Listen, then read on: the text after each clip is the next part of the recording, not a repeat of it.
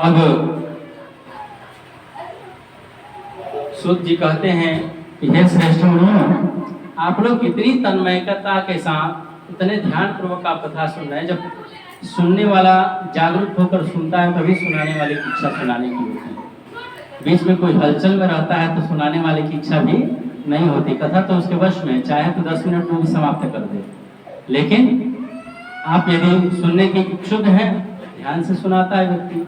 अब सूत जी कहते हैं कि 88,000 ऋषि एक जगह पर एक स्थान पर बैठे हुए थे, लेकिन एक शब्द भी आवाज नहीं आ रहा था सुनाते वक्त कथा में। तब उन्होंने कहा कि सुनो, ध्यान पूर्वक आगे की कथा सुनाता हूँ कि उल्कामुख नाम के एक राजा थे और उनकी पत्नी जो थी वह भी बहुत सुंदर थी। ये दोनों पति और पत्नी मिल करके एक नदी के किनारे, जिस नदी का नाम था भद्रशिला, उस भद्रशिला नदी के किनारे पर पति और पत्नी मिल करके सत्यनारायण भगवान का पूजन कर रहे थे। वो राजा इतना सत्य वक्ता था, सत्य बोलता था और बुद्धिमान भी था। इस प्रकार से जब ब्राह्मणों को प्रत्येक दिन धन भी दान करता था, राजा था उसके पास धन की कमी नहीं रहती थी, वो सब कुछ करता था सत्कर्म। उसकी स्त्री भी कमल के समान मुख वाली सती साध्वी थी। भद्रशिला नदी के किनारे पर इन दोनों ने जब व्रत की शुरुआत किया, तभी एक व्यापार करने वाला व्यापारी कहीं से चला आया, उसी नदी के किनारे पर नाव को लगा करके उतर गया। उस व्यापारी का नाम था साधु। वो साधु नहीं था बनिया, लेकिन नाम साधु था। बहुत सारे लोगों का नाम होता है ना राम, वो भगवान है नहीं, लेकिन राम नाम है उनका। उसी प्रकार से साधु नाम है, वो बनिया था पेशे से। बनिया हमेशा कैलकुलेटिव होता है। वो सोचने लगा कि ये राजा और रानी हैं, दुनिया की सब संपत्ति तो इन्हीं के पास है, हाथीशाला घोड़शाला सब कुछ भरा हुआ है, इनको क्या पड़ी है कि भगवान का पूजा कर रहे हैं। क्योंकि सबके माइंड में ऐसा भरा हुआ है, जब बहुत बड़ी दुख और विपत्ति या परेशानी आती है तभी पूजा पाठ किया जाता है। नहीं तो सुख में है तो क्या जरूरत है, एसी में बैठकर सोएंगे, ऐश मौज करेंगे, है ना। इस प्रकार से रेस्टोरेंट होटलबाजी करेंगे, पूजा करने की क्या आवश्यकता है। ये विचार उसके मन में चल रहा था और इस विचार ने उसे प्रेरित कर दिया राजा के समीप जाने के लिए, और जाकर के पूछ ही दिया। बर्दाश्त हुआ नहीं, पूछ दिया जाकर, हे राजन, आपके पास तो सब कुछ भरा पड़ा है, फिर भी आप भक्ति युक्त होकर पति पत्नी दोनों सत्यनारायण भगवान का पूजन क्यों कर रहे हैं, इसके करने से क्या लाभ होता है। तब उस राजा ने कहा कि देखो साधु, यह सत्यनारायण भगवान का व्रत है, इसमें दुख और विपत्ति में सिर्फ करने वाला पूजा नहीं है। जिसके घर में संतान नहीं है उसको संतान की प्राप्ति होती है इस पूजा को कर लेने से। जिसके घर में धन नहीं है उसके घर में धन की प्राप्ति होती है। जिसके घर में कोई जेल में चला गया है तो वो बंदी खाने से छूटकर चला आता है। और जो कोई भी कहीं युद्ध के लिए जाता है और भगवान की पूजा करके जाता है तो उसे विजय की प्राप्ति होती है। यानी कि मन में जो मनोकामना लेकर आप सत्यनारायण भगवान का पूजा करते हैं, उस अभिलाषा की पूर्ति, मनोवांछित मनोकामना की पूर्ति इस व्रत से निश्चित रूप से हो जाती है। अब जैसे ही ये बात सुना, साधु को ये बात पसंद आ गया, क्योंकि उसे संतान नहीं थे, न बेटा था न बेटी, और उसने सुन लिया कि इस व्रत के कर लेने से संतान की प्राप्ति हो जाती है। तो उतावलेपन में आकर जल्दी जल्दी घर गया और अपनी पत्नी को समाचार सुनाया। उसकी पत्नी बहुत सुंदर थी, उसका नाम था लीलावती। पत्नी से समाचार सुनाया कि हे प्रिय, मैंने एक राजन के द्वारा सुना है कि सत्यनारायण भगवान के व्रत पूजा करने से संतान की प्राप्ति हो जाती है। इतना सुनना था कि एक स्त्री व्यग्र हो गई। औरत संतान पैदा करने के लिए ज़्यादा व्यग्र होती है, क्योंकि एक औरत की पूर्णता तभी है जब वो संतान दे सके। जो औरत संतान नहीं देती है उसका जीवन जीना दूभर हो जाता है, और औरत ही उसको मतलब ताना मार मार कर जीने के लिए मुश्किल कर देती है, जीना उसका मुश्किल कर देती है। क्योंकि एक औरत की दुश्मन एक औरत ही है, पुरुष से उसको कोई मतलब नहीं, कोई दिक्कत परेशानी नहीं होती है। एक बहू को सास से ही दिक्कत होती है, ननद से दिक्कत होती है, ससुर से और भाई देवर से दिक्कत नहीं होती है। है कि नहीं? एक औरत को परेशानी औरत से ही है। ट्रेन में भी आप जाएंगे तो सीट पर बैठ गई तो और ज़्यादा फैल जाएगी औरत को देख करके, बैठने नहीं देगी। लेकिन पुरुष जब देखेगा तो तुरंत हट जाएगा कि भाई महिला के सम्मान में उसको स्थान दे देगा। लेकिन ये औरतों में ही परेशानी है, एक दूसरे का सम्मान नहीं कर पाती। अब क्या हुआ कि तुरंत वो तैयार हो गई और कहने लगी कि आप क्या करिए कि जल्दी से इस व्रत को पूरा करते हैं, क्योंकि संतान की प्राप्ति हो जाएगी तो इससे बड़ी खुशी की बात क्या हो सकती है। लेकिन वो बनिया था, उसने कहा कि अभी नहीं, जब मेरे घर में संतान की प्राप्ति हो जाएगी तभी मैं सत्यनारायण भगवान का पूजा करूँगा। मतलब रिजल्ट पहले चाहिए, कर्म बाद में करेंगे। लेकिन चलिए, भगवान तो हमारे दीन दयाल है, करुणावत्सल है, ये दया करते हैं सबके ऊपर। और तुरंत सांसारिक धर्म में प्रवृत्त होकर कुछ ही दिनों के अंदर वो लीलावती गर्भवती हो गई और 10वें महीने में ईश्वर की कृपा से एक सुंदर कन्या का जन्म भी हो गया। वो कितनी सुंदर कन्या थी और इतनी गुणवती थी, इतनी कलाओं से संपन्न थी कि उसका नामकरण जब रखा गया तो उसका नाम रखा गया कलावती, क्योंकि सभी कलाओं से परिपूर्ण थी। इसी कारण उसका नाम कलावती रखा गया। अब एक बार हिम्मत जुटाकर लीलावती कहती है कि चलिए हे स्वामी, अब तो सत्यनारायण भगवान का व्रत पूरा कर लें, क्योंकि अब तो हमारे घर में संतान की प्राप्ति भी हो गई। अब उस संबंध हम समझाता है कि अभी हमारे पास व्यापार करने की जिम्मेदारी बहुत ज़्यादा है और पूजा करने में तो पैसा खर्च होगा ना, इसलिए हमारे पास पैसा अभी नहीं है। व्यापार करके कमा कर आएंगे, इसके विवाह के समय में सत्यनारायण भगवान का व्रत पूरा कर लेंगे। सोचिए, जो बच्ची अभी अभी जन्म ली है, पहले के समय में बाल विवाह होता था, फिर भी 10 साल के बाद ही होता था, तो 10 साल के लिए आसानी से पूजा को टाल दिया और व्यापार करने के लिए चल दिया। इधर शुक्ल पक्ष में चंद्रमा की ज्योति प्रत्येक दिन बढ़ते जाती है, कब पूर्णिमा हो जाता अमावस्या से पता ही नहीं चलता।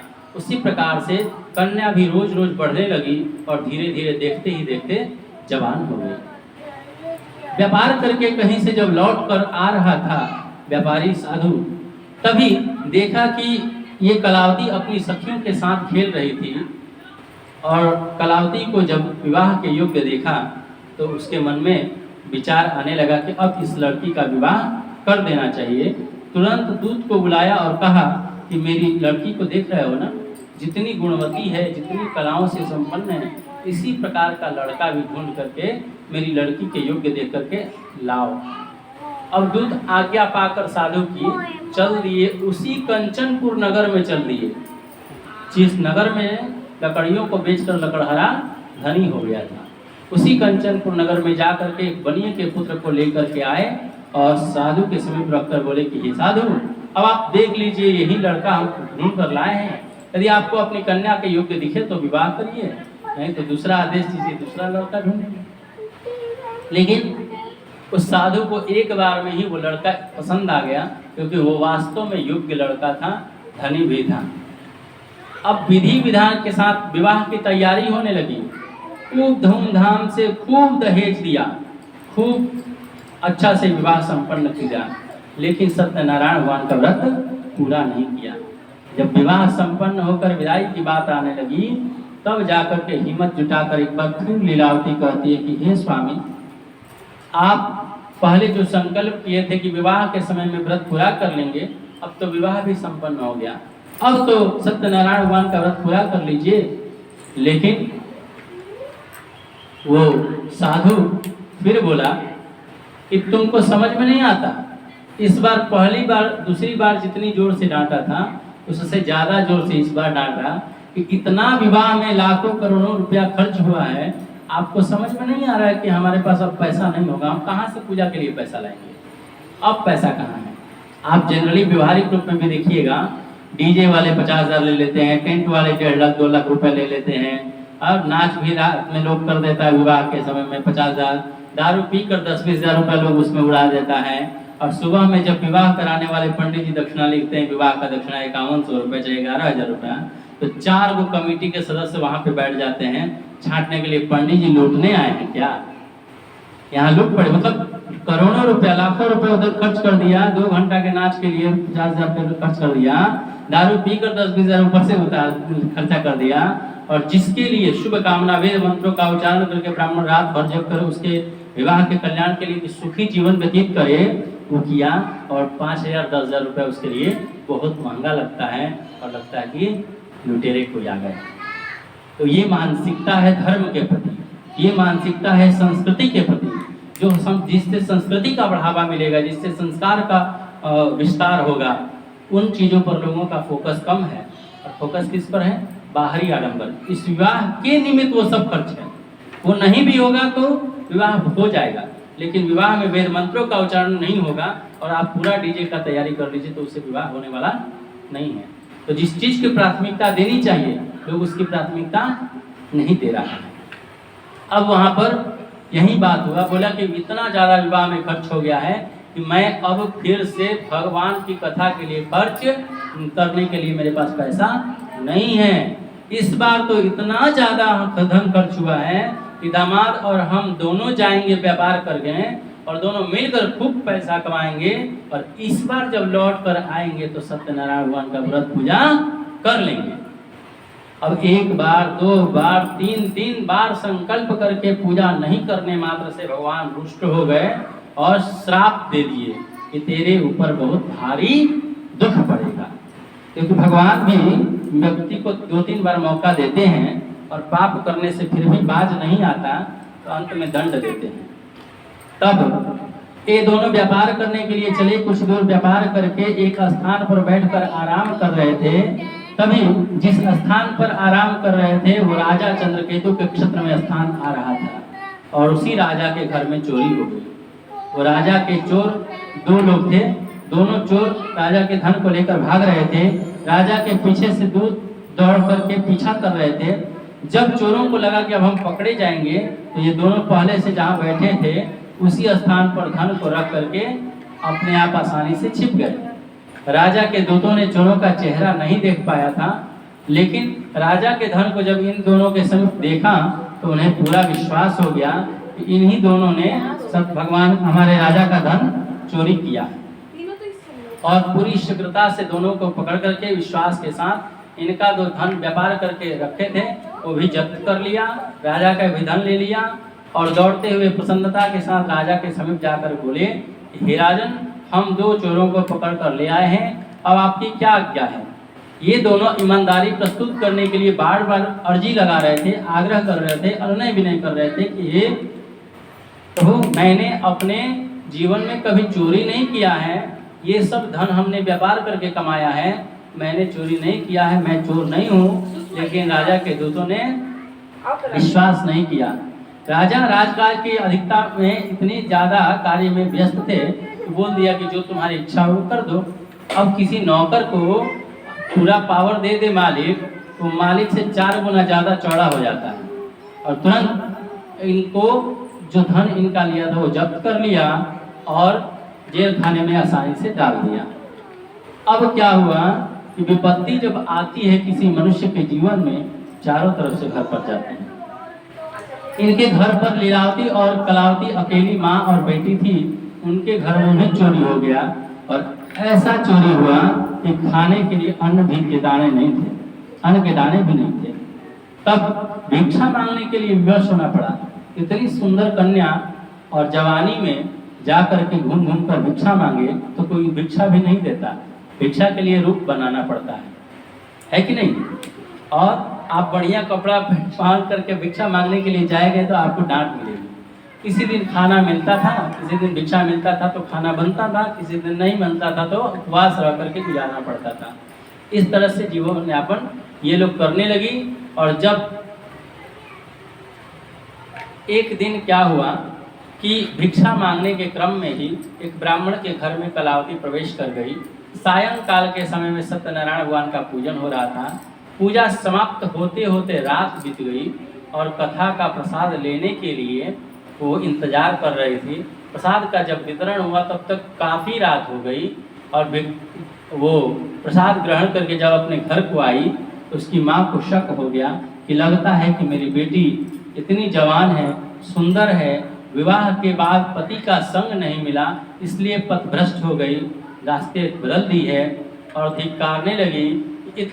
ऐ पुत्री, इतनी रात तक तुम कहाँ रही और तेरे मन में क्या विचार चल रहा है? लेकिन वो इतनी सुशीला कन्या थी कि सत्य सत्य वचन अपने माँ से कहा कि हे माता, मैंने मनोरथ को पूर्ण करने वाला सत्यनारायण भगवान के व्रत को एक ब्राह्मण के घर में देखा है और उसी व्रत का आशीर्वाद प्रसाद देने में मुझे देर हो गई। अब इस बात को विश्वास करके तुरंत दोनों तैयार हो गए कि कल सुबह हम लोग भिक्षा मांग करके जो भी लाएंगे उसी से सत्यनारायण भगवान का व्रत अवश्य पूरा करेंगे। ये सोच करके तुरंत वो लोग अगले दिन भिक्षा में मांगने के लिए जब गई, भिक्षा मांग कर जब आई तो जो भी धन उस दिन मिला था उसी धन से सत्यनारायण भगवान का पूजा पाठ संपन्न की विधि विधान के साथ और भगवान से वरदान मांगी कि हे प्रभु, मेरे पति और दामाद के अपराध क्षमा करने योग्य हैं, इसलिए क्षमा कर दीजिए। अब हमारे ये करुणावत्तल भगवान इतने दीन दयाल हैं, करुणावत्तल हैं कि आप लाखों पाप करके एक बार शरणागति यदि भगवान की कर लेते हैं तो निश्चित रूप से ये माफ कर देते हैं, सभी पापों को समाप्त कर देते हैं और आपको इस जीवन में वो सुखमय बना करके मोक्ष की प्राप्ति करा देते हैं। अब ये इनकी बातों से, इनकी करुणा भरी भाव से इतने प्रसन्न हो गए भगवान कि उसी तत्क्षण जा करके राजा चंद्रकेतु के स्वप्न में दिखाई दिए और बोले कि हे राजन, कल सुबह होते ही इन सज्जन बनियों को छोड़ देना। अब आप सोच कर देखें कि जो व्यक्ति 3-3 बार संकल्प करके एक बार भी संकल्प पूरा नहीं किया, ऐसे मानव को आप क्या कहेंगे? दुष्ट ही कहेंगे ना। और ऐसे दुष्ट विचारधारा वाले लोगों को भी उनकी पत्नी की भाव को देख करके, पूजा में संलग्नता को देख करके भगवान उससे सज्जन की उपाधि देते हैं और कहते हैं कि दोनों सज्जन बनियों को छोड़ देना, नहीं तो तेरा राज्य, धन, पुत्र आदि सब नष्ट कर दूंगा। भगवान ऐसे रात में स्वप्न में दिखाई दिए और अंतर्ध्यान हो गया। राजा चंद्रकेतु के मन में विचार आया कि कल सुबह मंत्री जनों को सभा में उपस्थित करके जो उचित डिसीजन होगा उसी के अनुसार मैं दंड दूंगा या फिर डिसीजन लूंगा। इस प्रकार से सभा में सभी लोगों को, मंत्री जनों को उपस्थित कराया, किंतु वो किसी से अपने मन की बात कहा नहीं, तुरंत डिसीजन दे दिया। दूतों को बुलाकर कहा कि जाओ शीघ्रता से दोनों सज्जन मणियों को छुड़ाकर ले आओ और उनका सारा धन वापस कर देना। दूत राजा की आज्ञा पाकर जेल खाने में गए, दोनों को छुड़ा कर ले आए। बहुत दिनों से जेल में पड़े रहने के कारण उनका दाढ़ी बाल वगैरह बढ़ गया था। क्षर कर्म आदि करवा दिए, नया वस्त्र आभूषण दिए और राजा ने जो धन उनका लिया था उसका तो धन वापस कर ही दिया। बहुत दिनों तक जेल में बंद होने के कारण इनका जो आय रुक गया था, उसके बदले में राजा ने अपने तरफ से भी कुछ धन दान कर दिया। अब इन लोगों को ने धन प्राप्त करके पिछली बातों का स्मरण करते हुए डर के मारे कुछ नहीं कहा। हो सकता है कि कोई बात अभी कहें, अर्थ का अनर्थ निकाल कर पुनः जेल खाने में न डाल दे, इस भयवश इन दोनों बनिया ने कुछ कहा नहीं। और राजा ने कहा कि अभाग्यवश आपको प्रारब्धवश पूर्व जन्म के कृत्य के अनुसार आपको हो सकता है कि कुछ दंड भोगना पड़ा, किंतु अब आपको डरने की आवश्यकता नहीं है, आप आश्वस्त होकर अपने घर के लिए प्रस्थान कर सकते हैं। इस तरह की बातों को सुनकर अब इन्हें जो अपना धन था उस पर तो अधिकार पूर्ण रूपेण था इनको, लेकिन जो धन राजा के तरफ से प्राप्त हुआ था वो इनका तो धन नहीं था। तो हमारे और आपके लिए भी यह सीख है कि जो धन हमारे जीवन में अपने कर्म के द्वारा प्राप्त न हो, उपार्जित न हो, ऐसा धन हमारे जीवन में यदि आ जाए तो हम क्या करें? वो धन, वह संपत्ति हमारे लिए संपत्ति नहीं है, वह साक्षात विपत्ति है। और वो विपत्ति कैसा है? जो आपका सर्वनाश करने के लिए पर्याप्त है। बहुत सारे लोगों के जीवन में देखिएगा कि विवाह हो गया पत्नी के साथ और साला नहीं है, कोई बहन नहीं है, करोड़ों का संपत्ति फ्री ऑफ कॉस्ट मिल गया। ऐसे लोगों का वो संपत्ति नहीं है, उसे अपना नहीं समझना चाहिए। वो संपत्ति का जैसे ही आप उपयोग करना शुरू कर देंगे आपका सर्वनाश हो जाएगा। सर्वनाश किस रूप में होगा? बेटा आपका नालायक मिल जाएगा, वेश्यालय में जाना शुरू कर देगा या फिर दारूबाज निकल जाएगा, अन्यथा इधर उधर धन को बर्बाद कर देगा, आपका उपार्जित धन। इसलिए धन को पहले शुद्ध करना चाहिए। धन की शुद्धि कैसे होती है? धन जिस तरह से हमारा शरीर जब मैला होता है तो हम स्नान करते हैं तो हमारा शरीर पवित्र हो जाता है, लेकिन मन पवित्र कैसे होगा? मन पवित्र करने के लिए भगवान कथा ही एकमात्र साधन है। भगवान की कथा निरंतर हम सुनते रहेंगे, हमारा मन पवित्र हो जाएगा। और धन पवित्र कैसे होगा? तो धन दान करने से पवित्र होता है। इसीलिए धन का 3 नियम है। दानम भोगो नाशस्त्रो गतयो भवन्ति वेतस्य यो न ददाति न भुङ्क्ते तस्य द्वितीया गतिर्भवति। धन की 3 गति होती है। सबसे पहले आपके पास धन हो, कोशिश कीजिए कि कुछ दान करें। दान करने के लिए कलेजा चाहिए, हृदय चाहिए।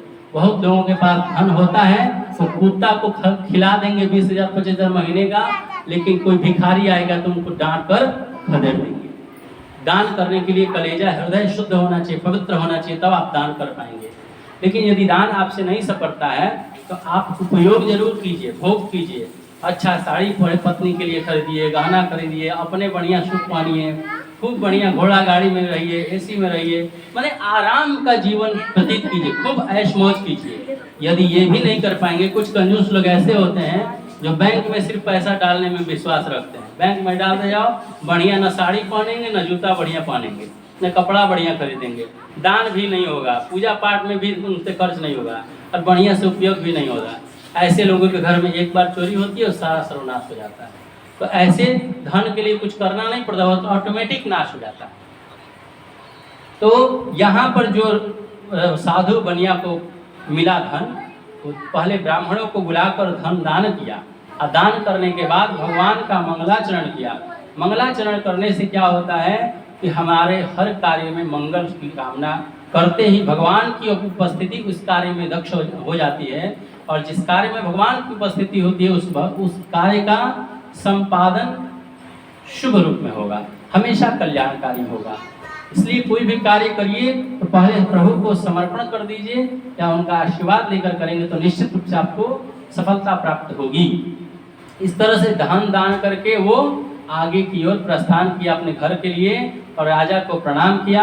बोले कि अब आपकी कृपा से हम लोग अपने अपने घर को प्रस्थान करते हैं। बोलिए प्रेम से वृंदावन बिहारी लाल की जय, सत्यनारायण भगवान की जय। पुनः आप ले लीजिए हाथ में अक्षत पुष्प, उसके बाद आप